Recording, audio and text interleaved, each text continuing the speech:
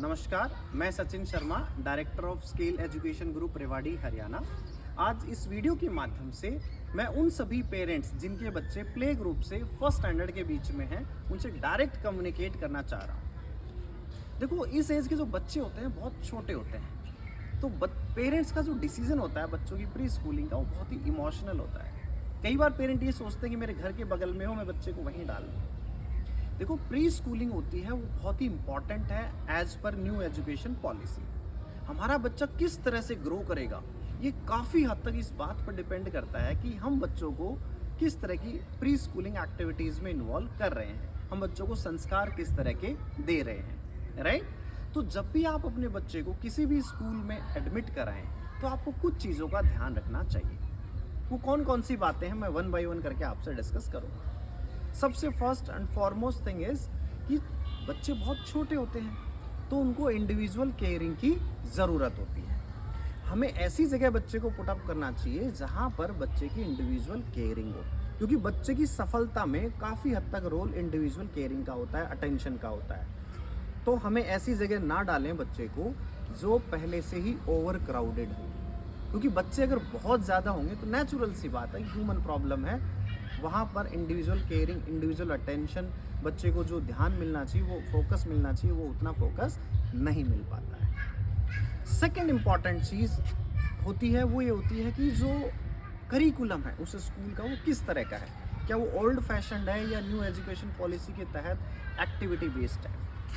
मेरा ऐसा मानना है कि बच्चे इस एज में विजुअलाइजेशन के थ्रू बच्चों को जितना पढ़ाया जाए, बच्चों के माइंड में चीज़ें उतनी ही लंबे समय तक रिटेन रहती हैं। मैं खुद 6 इयर्स बैंगलोर में रहा हूँ as a senior software engineer, और मैंने वहाँ के प्री स्कूल्स में देखा है कि बच्चों को एक्टिविटी बेस्ड लर्निंग कराई जाती है, और उसका बेनिफिट क्या मिलता है, बच्चे की जो लर्निंग कर्व होता है वो बहुत फास्ट होता है, और नॉट ओनली एकेडमिक्स, बच्चे का एक ओवरऑल पर्सनैलिटी डेवलप होती है उसमें।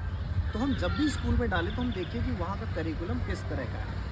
अपने स्केल इंटरनेशनल स्कूल में, सिंस मैं आईआईटी से खुद ग्रेजुएट हूँ, तो मेरे फ्रेंड सर्कल से मिलकर हमने इस तरह का करिकुलम डिज़ाइन कर रखा है कि बच्चे की सिर्फ एकेडमिक ग्रोथ ही ना हो, उसके साथ साथ ओवरऑल बच्चे की पर्सनैलिटी डेवलप हो।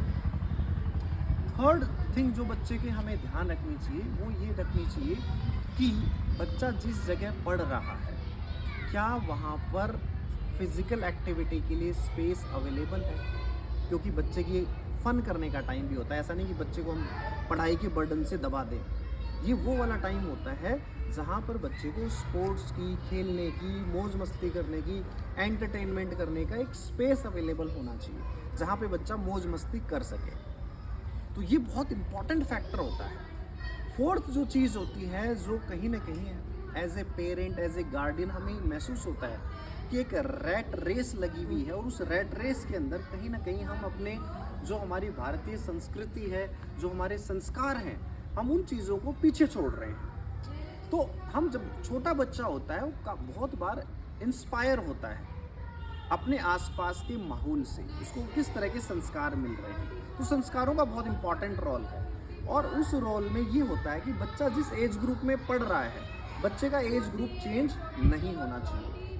बच्चा अगर छोटा है तो अपने आसपास छोटे बच्चों का ही माहौल होना चाहिए, क्योंकि बच्चा पिकअप चीज़ों को बहुत जल्दी करता है। हम देखते हैं कई बार बच्चा अपने पेरेंट्स की एक्टिविटी से, अपने बड़े भाई बहन, छोटे बड़े भाई बहन होते हैं उनकी एक्टिविटीज से कई बार चीज़ों को बहुत ज़्यादा लर्न करता है। तो हमें ये मेक श्योर करना चाहिए कि बच्चा जिस स्कूल में जा रहा है वहाँ पर बड़े बच्चे भी अगर रहेंगे तो आपको पता है कि उनकी एक्टिविटी अलग तरह की होती है, उनकी लैंग्वेज होती है वो अलग तरह की होती है।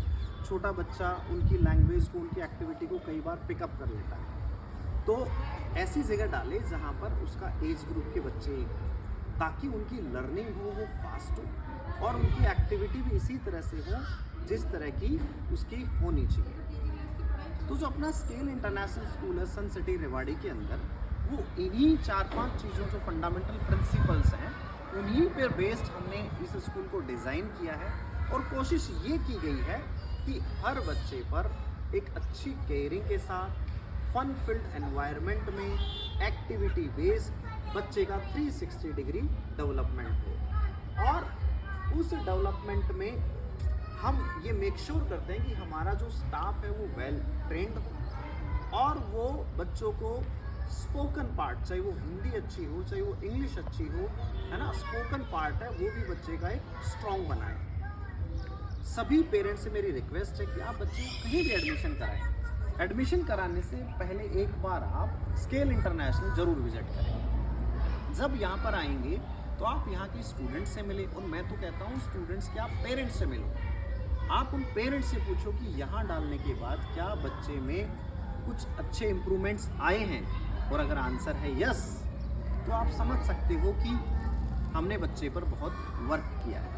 और मेरा पूरा मानना है, मेरा पूरा भरोसा है कि जब आप यहाँ विजिट करेंगे तो आपको ये महसूस होगा कि हाँ, वास्तव में यहाँ पर एक बहुत अच्छे लेवल पे संस्कारों के साथ, हमारी भारतीय संस्कृति, भारतीय मूल्यों के साथ बच्चे को एक अच्छे लेवल पर, एक अच्छे एनवायरनमेंट में उनको ग्रोथ के आगे तरफ लेके जाया जा रहा है। हमारा मिशन है, हमारा विजन है कि हमारे बच्चे आगे जाकर एक ग्लोबल सिटीजन बने। एक बार आप स्केल विजिट करें, मेरा मानना है आप यहाँ आकर डिसअपॉइंटेड नहीं होंगे, आपको यहाँ आकर बहुत अच्छा लगेगा।